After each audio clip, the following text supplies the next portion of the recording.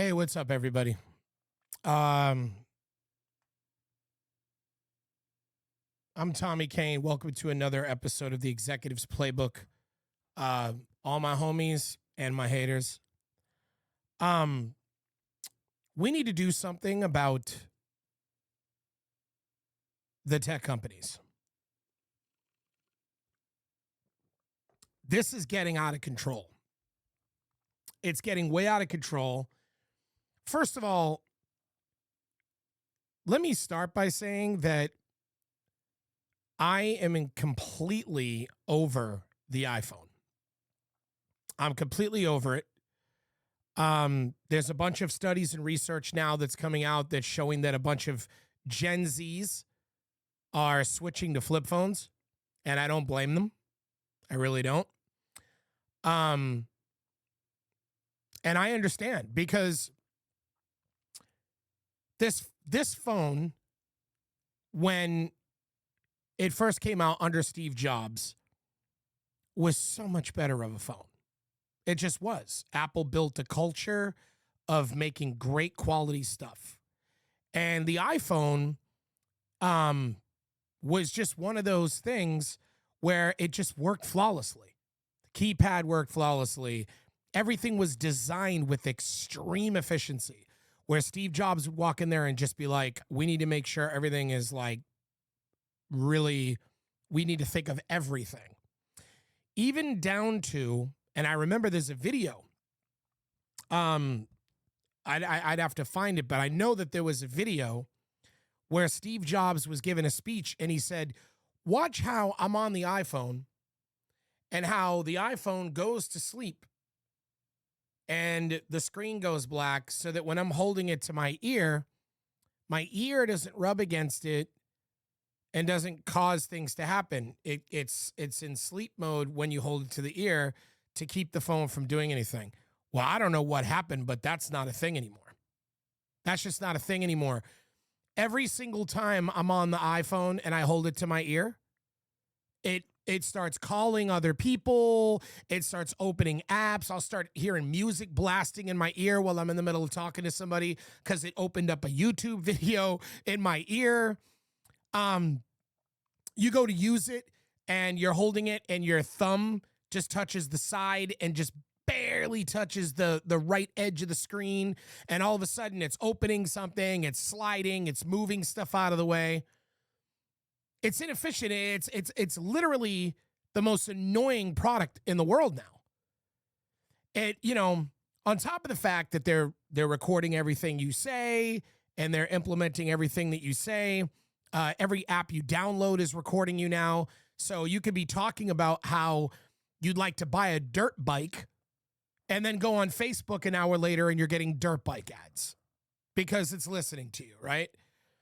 So you're dealing with that. You're dealing with keypads that don't work. It's taking you 20 minutes to send to a person. Like, I have somebody send me a text and it'll be a simple text. It'll be something real simple like, hey, are you going out to dinner tonight? And I'll be like, yeah, I'll meet you there. Or are you coming to dinner tonight to meet us? And yeah, I'll meet you there. So I'll be talking to somebody and I'll be like, all right, I'm just going to go, yeah, I'll meet you there. I can't just go, yeah, I'll meet you there. Doesn't work. Doesn't work because it types something else and then I'm trying to correct it. And then it's typing something else and making even more mistakes. And before you know it, the person next to me is going, hey, man, what's with you texting? I'm right here. Live in the moment, bro. And it's like, dude, all I was trying to do was say, yeah, I'll meet you out to dinner. And you can't, but it took 20 minutes to do because the keypad is so bad. And the keypad is so bad, right? The phone's calling people randomly, pocket dialing people at all hours of the friggin' night. I mean, it's like it does whatever the heck it wants. It literally just does whatever the hell it wants. It's unbelievable. And that's not even where it ends. The phone itself is a complete nightmare and everything that it does, that's true. But then you have all the apps on there and all the disingenuous and horrible strategies, I guess you could say, that these tech companies are following to extract your data, hiding kernels on your device. I mean, I had a very savvy computer hacker who knows a lot about computers tell me the kernels that you download on your phone when you download the TikTok app allow TikTok to make a phone call from your phone if they wanted to. Yeah. You are granting permission to TikTok to make phone calls from your phone. Now, obviously, people say, oh, he's paranoia, like blah, blah, blah, blah, blah. He's crazy. He's bugging. No one's going to do that.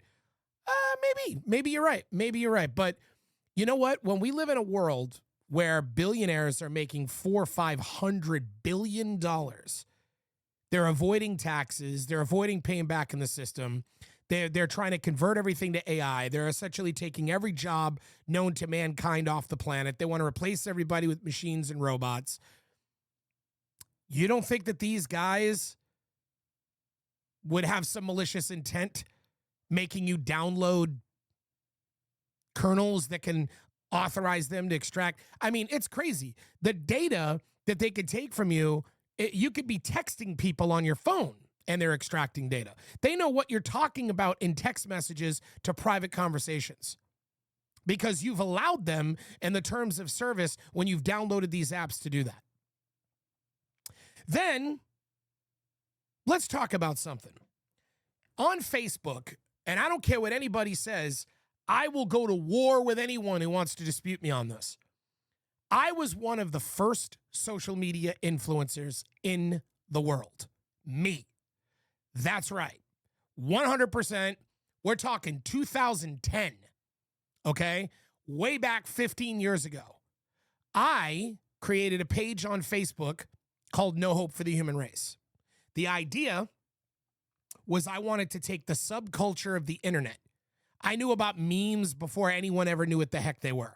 People were still pronouncing them memes because they didn't even know what in the world they were called. They would mispronounce GIFs and GIFs and all that stuff. They didn't even know what they were talking about. I was all over that culture. All over it. All over it. I made the first real known meme page on Facebook, 2.9 million followers. We had celebrities threatening to sue us. I got mentioned by Adult Swim, where they put a shout out during one of their little commercial breaks between cartoons because we listed them as one of our favorite top 5 pages on the main page of our page, which was like, that's what Facebook used to have as a feature. It's not there anymore. We were majorly controversial. We were written up by the Daily Costs for starting a war against feminism. We got accused of doing. We got accused of doing a lot. There was a moment where we posted an image of a woman. She was a heavy-set woman, and one of my admins posted her, and it said she was holding up a sign that said, "This is what a feminist looks like." And so one of my admins posted this and said, "Yeah, that's what we figured." Thought it was funny. Humor of all kinds. And that image went completely viral. The woman flipped out and threatening us and, yelling at Facebook about it. I want this taken down, blah, blah, blah, blah, blah. I mean, it was completely out of control. Now, this is an important story, and I'm going to explain why it's so important. One of my admins wound up posting the Quran, and it was in a very horrible light. It had something on it that rhymes with dupe. Okay? And look, I didn't ask anyone to post this. One of my admins just did it. I don't know why, but it resulted, or at least I wouldn't say that we were 100% at fault, but there was questions in the media on whether or not our page was responsible for an ambassador being killed overseas. Because the reason was that somebody had done something to disrespect the Quran in America. It was right around the time we had made the post. So we were one of the people they were targeting as sort of the culprit. Whether or not that's true or not, I don't know. What I can tell you, though, is that I busted my ass to get 2.9 million people to follow it. I was charging people money to promote their stuff on this page. Some of you might know IFL Science. I fucking love science. We were the ones that blew them up. Me, my page. They used to beg us all the time, hey, can you share us? Can you let people know about us? And we loved them, so we kept doing it over and over again. And now they're huge. They're one of the largest pages in the world. They wound up getting a television show out of it. We did a lot of things. We got people record deals. We posted music that made people go viral instantly because we had the hugest following on the internet at the time, on Facebook especially. We were the people who came up with meme sharing and funny humor pages on Facebook. Nobody had been really doing it. Well, there might have been one or two people I could think of that were doing it around the time that we did it, but they weren't known like us. We exploded. We came out the gate and had a major following. We were huge, okay? Now, years I put into building this page. From 2010 all the way to 2015, 5 years. Every single minute of every day. It was my priority as an entrepreneur. I was on top of this page. I was hiring and firing admins. I was bringing in, marketing dollars and talking to businesses to promote products. And I mean, it was my life. It was everything. And then one day I woke up, gone. Facebook deleted it. 2.9 million followers down the drain, oopsie poopsie, out the door. There you go. Gone. Now, I never got a reason. I never got a reason from Facebook why they did that. No one ever, I tried to, there was some kind of dispute button where it says, we deleted your page. If you want to refute, it was like a refute button or whatever. If you want to refute the fact that we deleted your page or whatever for any reason, click this button. And they even warned me. They said, if you click this button and you ask us to, you think that this was done in error or whatever, you can make a defense for yourself. But if we don't like your defense, you'll never hear from us again. This refute button will disappear, and that's it. That's all you got. So I sat and I crafted the most beautiful monumental letter that I could have ever possibly have crafted. I really put a lot of work into it. And it was basically begging them like, look, this is my livelihood. I put years of work into building this page. I don't know why you deleted us. I mean, sure, images might have been offensive and there might have been people reporting us and so on and so forth. But every time we were told to remove something by Facebook, we did, unless it was so long ago. Because Facebook would keep your images online, even if they were posted 3-4 years before.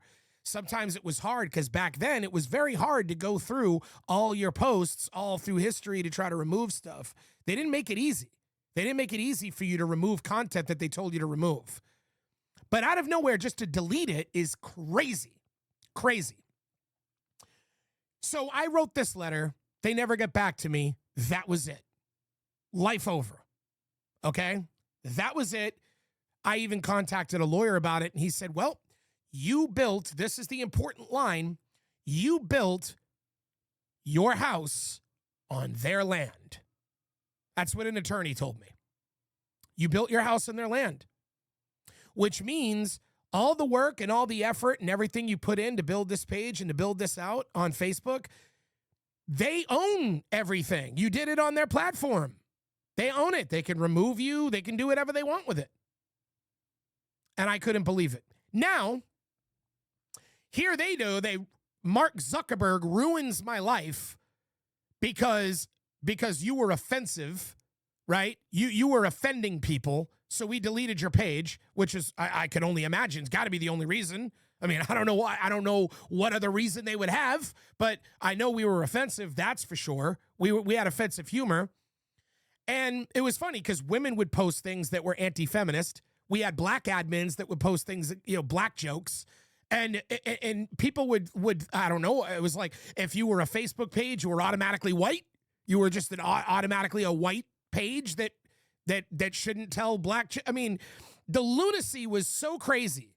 But they banned us. They banned us and my page because we exercised free speech on their platform and we were funny. We made offensive humor. Only so that only so that Trump can get in office and Mark Zuckerberg completely flips and changes everything and says, we don't believe in banning anybody for anything. We're going to let anybody say whatever they want now. I had a friend of mine the other day who is a very beautiful woman send me a picture, screen cap, of a guy that made some very, very incredible, hateful, and words about committing an essay on her, okay? And was very, very explicit with the way that he wrote the comment. He never got deleted. He never got banned. He never got nothing because Zuckerberg changed his policy. That's convenient. You change your policy after what? After you kick my 2.9 million fan page off of Facebook? Now all of a sudden everybody can say whatever they want? Then give me my page back. Give me my page back that I worked all those years to acquire. I was the first influencer on social media. 100%. I dare you to find anybody that can refute it. Before No Hope for the Human Race, there was nobody doing what I was doing. I was getting over $1,000 a post to write something about a brand or a company or help somebody. $1,000 a post in 2010. The term social media influencer didn't even exist in 2010, but that's exactly what I was doing. And they deleted it from the internet. And for those of you who want to question me or act like this is all nonsense or act like it's a lie or whatever it is you want to do, understand this. You could go right now on the Wayback Machine. Just go to Google, the Wayback Machine. That's a website where you could look at any website in history, okay? And just go to facebook.com/no hope for the human race. And go to it in the Wayback Machine. Go back to like 2013, 15. I think it was around 15 when they deleted it. That would be when we had about 2.9 million followers. But you'll see that I am not lying to you. We did that. I did that. My team and the mother of my child. We did that. We worked our asses off to do it. And Facebook just deleted it like it was nothing after all the years of work that we had put into that page. And only so that when politics changed, they could just change their policies and do whatever, you know.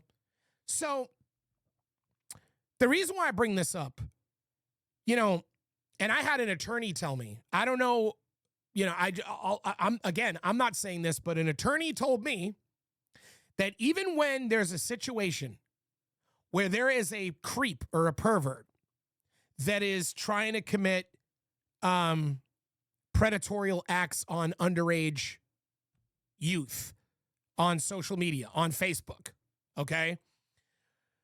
That when they have evidence of this and when they are trying to do something about an individual doing that, that Facebook takes 6 months to get back to them. 6 months. They take 6 months to get back to an attorney who is trying to do something about someone who committed a predatorial act on a child on their website. And they take 6 months to get back to them. So that's what you're dealing with. And there's no customer service. There's no one to talk to. Now, I have a magazine. For those of you guys who don't know, it's called Food and Travel Magazine, and it's a business where we sell advertisement, and we're a national magazine. We're sold in Barnes and Nobles and Books A Millions and many other stores and newsstands. And at the end of the day, I can't advertise to promote my magazine. Why?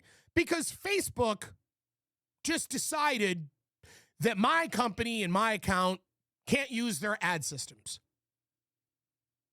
That's it. I try to run an ad. Your account's not allowed to use this ad system. Okay, why? So I put in a ticket. I write a whole thing. What's going on? And they just get back. We decided that your account can't use our ad systems. That's it. No answer, no reason, no nothing.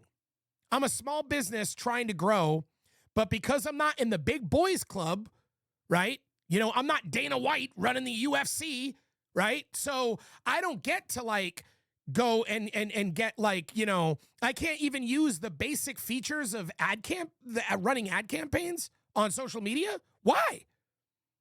I didn't do anything. The account didn't do anything. Nothing having to do with my magazine or my company has ever been banned or wrote any comments that would be banned or done anything. They just decided for whatever reason, and algorithmically, I may add, it ain't like it's a person who made this decision. It's not a person who made this decision. An algorithm made this decision. There is no individual behind the curtain that you could go to and say, hey, what's going on? They're just like, oh, we don't want to pay anyone. Even though we're worth hundreds of billions of dollars, we don't want to hire any customer service or allow people to make phone calls or talk to anybody. We want it to be pure profit. So we just have a machine, a robot, an AI algorithm just banning everybody, just, removing people. Remember when Facebook, this is the most absurd thing in the world. Banning people for comments is the most absurd thing I've ever heard in my life.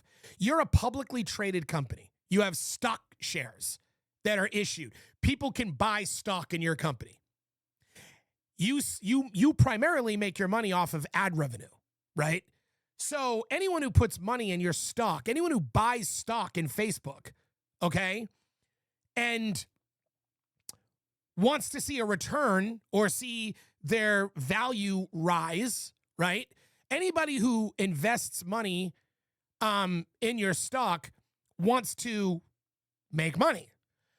Do you think that it creates confidence in a person to invest in your business by buying stock when you ban people for things they say for 30 days? Do you know how stupid that is? Every time you ban somebody, you keep an individual from seeing another ad. You're literally lowering the amount of people that a person can reach through an ad-based system, hereby making people use your ad-based systems less and less, hereby making you get less money, hereby lowering your stock value. Dummy. This guy is not the brightest bulb. He's just not. And at the end of the day, when you look at this system that he's got, you look at YouTube. If somebody goes and tries to write an offensive comment on YouTube, you know what happens? YouTube will just say to you, hey, this kind of goes against our terms of service. This is kind of not cool. Consider editing your comment. Why doesn't Facebook just do that? Why would you ban someone for 30 days? Why would you ban someone from using your service? What are we, children? You're putting us in timeout? And now, of course, they don't do it anymore. Now they don't do it at all. Now there's no rules. Everybody can say whatever they want after they deleted my 2.9 million follower page for things that we said. How convenient. So the reason why I bring all this stuff up and the reason why I'm talking about all this is because when are we going to stop looking at politics and blaming the Republicans, the Democrats, the this, the blah, blah, blahs, the da-da-das, right? And then when you're looking at, and I gave you a prime example there with Facebook, but I could give you another example of, which I just did with Apple and all these apps that are coming out. But also let's look at AI and what AI is doing and the tech companies that own all this AI. And all these tech overlords, they're raking in hundreds of billions of dollars. Hundreds of billions of dollars. They're not putting any money back into the system. They're not doing it. And then they helped Trump win this presidency to keep him out of prison. And basically in return, he gave them a huge gift by basically completely unilaterally wiping any sort of regulatory system of them right off the map. Which basically means these guys have full carte blanche to do whatever they want. They're going out into Iowa and Idaho and Wyoming and farmlands, and they're building these massive structures, these buildings to house servers. And it's causing damage to the farmlands, to the soil. It's polluting the water. It's corrupting. And there used to be programs in place that would prevent that, but not anymore. Not anymore. And so everyone's like, well, tech is going to make our lives easier. Is it though? Is it? Because every single time I can't even send a text message without it taking 20 minutes. Every time that I need to go, oh, I gotta move money from my bank account to this, or I gotta pay a bill, and then all of a sudden the app is telling me you gotta change your password, and then you try to update the password, but you don't remember what it was because they keep making you change it. Now you change it, but it's a password from 3 passwords ago, but you're not allowed to use that. You can't use any password that wasn't the most recent of the last 5 passwords. So now you're trying to change the password and come up with a password, but now you're so scrambled in your brain coming up with a password, you don't even remember what the heck you're using anymore. And then you're going through all of this, and then you get sent like an email, but not just an email. Now you got to get an email, you put in the code, but now it's going to verify your browser. You get a PIN code on your PC that pops up. You got to type in the PIN code, and now you verified it. But wait a minute, now that you verified, we got to verify. And now that you verified, we got to verify. And before you know it, you've spent an hour and a half in front of a computer to do a fucking errand that should have taken you 5 minutes. But it's making our lives easier. So while everybody's great, and keep in mind, I run a business, right? I run a small business. I'm paying thousands and thousands of dollars a month to run my company. You know why? Because every single little thing that I need for my business, whether it's receiving emails, creating email lists, plugins on my website, softwares to hold leads for my salespeople, all these little things, right? Every single one of these programs, Adobe to be able to make a PDF, PandaDoc or DocuSign to be able to send someone a contract agreement, all of these programs are waxing the fuck out of me. $29.99, $39.99, $59.99, $100, $99.99, $89.99, $99.99, $69.99. Before you know it, you're paying thousands of dollars a month for all of these systems and all of these fucking programs. Is this really making life easier? Or is it really making our lives worse while enriching 12 fucking people? They're like 12 to 15 fucking people. And then some people, well, I don't know, more people get rich than that. What about people that own the stock? Yeah, okay. You own stock in Tesla, big fucking deal. You own stock in X, or you own stock in Apple. You think you're fucking even remotely doing what the fucking billionaires who own those companies are doing? The answer is no. They have so much ungodly world dominance level amount of money. World dominance level, which is what it appears they're after. They have all the data, all the information. They know everything about us. They're having AI replace us. They're having robots and machines replace us. They're making our lives difficult every day with these fucking apps and these programs. There's no wonder why the young Gen Z and Alpha want flip phones. This is why. I can't even begin to tell you how many people that I've talked to that have young kids that are 14 and 15 years old that don't even want social media. They're not even interested whatsoever. Beats Messiah, stock that they can tank and make off with the money and leave you with nothing. Exactly. You don't own shit. You have a temporary, you have something that's temporary. And it doesn't last. And look, we got to do something about this. I mean, like, this is getting out of control. And I'm not a socialist. I'm a purebred. I'm a purebred capitalist. I mean, I own a business for a reason. I own a few of them, and I can tell you right now, I believe nothing more in capitalism. But this is getting out of control. They have monopolized everything. They are crushing people with like all small businesses, all competition. They're buying out everybody. They're destroying farmlands. They're doing fucking literally nothing but bad while they're making off with fucking hundreds of billions of dollars. When are we going to do something about this? Every idea we put into ChatGPT, every fucking thing that we post on social media, they own all this stuff.